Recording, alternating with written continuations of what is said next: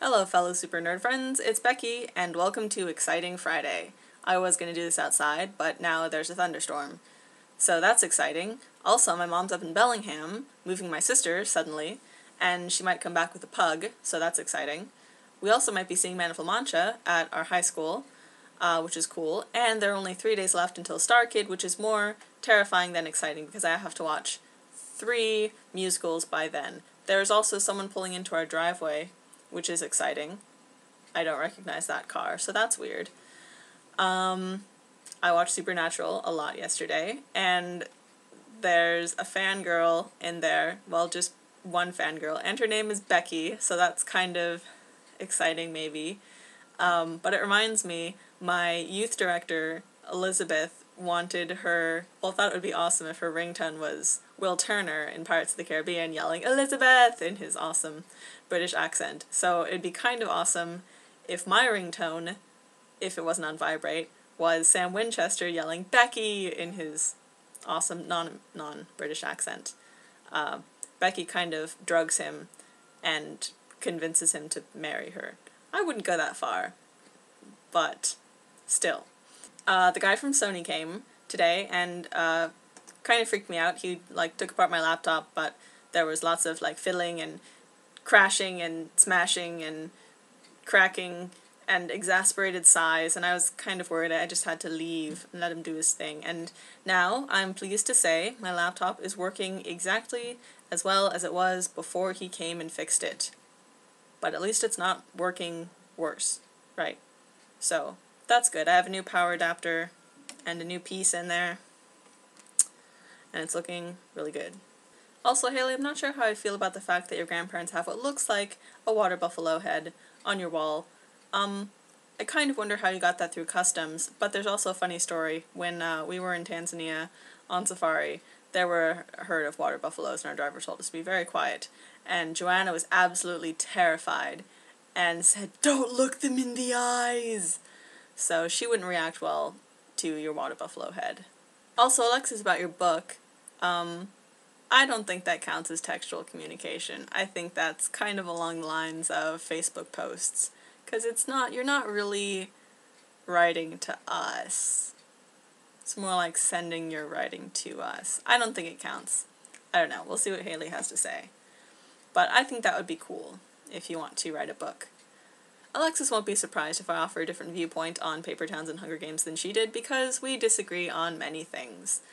I haven't read Catching Fire, but just going off of what I know about Hunger Games, it seems that Paper Town's message is, well, they're both aimed at young people, but specifically the idea of senior year, choosing where you want to go, what you want to do with your life, deciding your future, deciding what matters and spending your life on things that matter, escaping the cookie cutter, eat, sleep, work, die, mold, everyone lives the same pointless existence and no one has any fun. Go out and do things and get your adrenaline going and dream bigger. It's a good message, I guess. At least that's kind of the message that I've gotten from Paper Towns.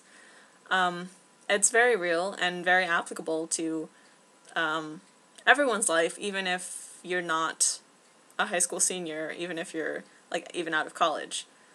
But Hunger Games, its message isn't so precise, I suppose. It makes you question things that are wrong with society today, the things we take for granted, and it kind of makes you fear the future and marvel at how heartless humanity can be. I mean, it's fiction, of course, thank goodness, but the disparity between rich and poor is very real, and the way that the media controls the way that we view the world is also very real.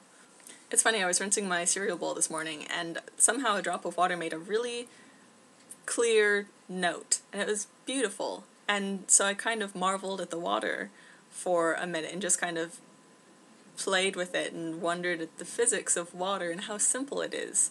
And I thought we should all look at things like we're seeing them for the first time, because children are geniuses, and that's how things get invented, is by looking at them with a fresh pair of eyes and a new perspective. But to get back to Paper Towns, I swore this was going to be short, but it's probably not. Anyway, I'm really interested to see where John Green goes with this, the paper and string idea. I'm not really sure how they connect at the moment, like are people made of paper and string, or are strings the things that connect people made of paper? It kind of reminds me of Little Jackie Paper from Puff the Magic Dragon. And what was going on with Margot when she looked off like into the mid-distance behind the asparagus, and Quentin, is that his name? Got the feeling that something was wrong and that he should have said something. That kind of made me worry. And Margot also said that her last string had been cut. So I'm kind of worried about her. Is she going to kill herself? We don't really know anything about Margot or her plans for the future. Margot says that all the people she knows are made of paper, and that no one cares about anything that really matters. Which is kind of deep and possibly true. But what is it that matters? Is it breaking into amusement parks and getting revenge and having an adrenaline rush? Maybe the point is that no one knows, and it's just a big question. But anyway, I'm interested to see what the book does with that. And also, for the time being, I'm going to go with that strings are the things that connect people. And it can't be a good thing that Margot's last string was cut.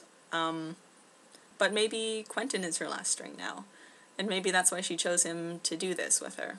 Who knows? It just has me worried that the Quentin who's looking back on all this says that he was wrong when he thought that Margot and he could be more than friends. Kind of worried for Margot's well-being.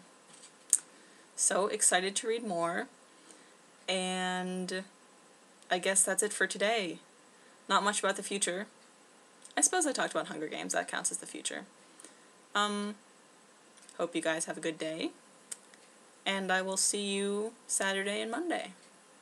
Bye!